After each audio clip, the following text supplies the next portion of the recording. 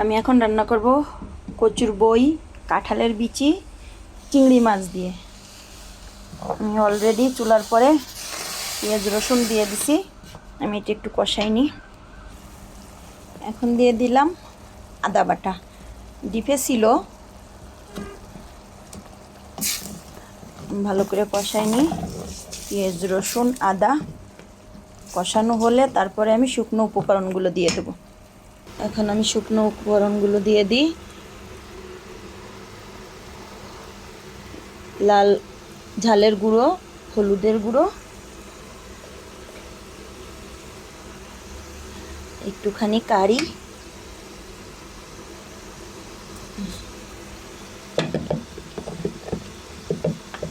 আর একটু জিরের গুঁড়ো। আমি আর একটু ভালো করে কষাই নিই। আমার কষানো হয়ে গেছে। এখন আমি কিছু চিংড়ি মাছ দিয়ে দিলাম। এটা দেশি চিংড়ি মাছ, ছোট চিংড়ি। আপনারা আবার কেউ বলতে পারেন যে চিংড়ি মাছের মাথা লেজ ফেলাননি কেন? আরে ভাই, জর্ডানে আইসি, এই চিংড়ি চোখেই দেখি না। এক ভাবি কয়টা চিংড়ি মাছ দিছে, দেশি চিংড়ি মাছ। এটা দিয়ে কচুর বই দিয়ে রান্না করব। আমি এখন কচুর বই ঢেলে দিলাম। এখন একটু ঢাকা দিয়ে দিই, একটু কমলে তখন নাড়া দেব। কাঁঠালের বিচি কয়টাও দিয়ে দিলাম।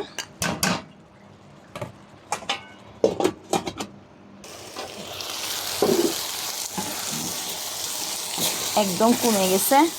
আমি কাঁঠালের বিচি দিয়ে কখনো কোনো দিন কচুর বই রান্না খাইনি। জর্ডানে এসে অনেকরে দেখছি খাইতে, এজন্য আজকে ট্রাই করে দেখি কেমন লাগে। এখন আমি ঝোলের পানি দিয়ে দিলাম, গরম পানি।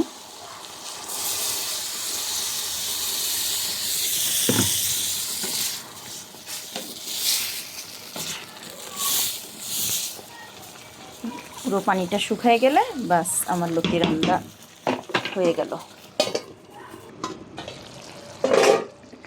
আমার রান্না শেষ হয়ে গেছে। আমার কচুর বই রান্না, ছোট চিংড়ি মাছ দিয়ে কচুর বই।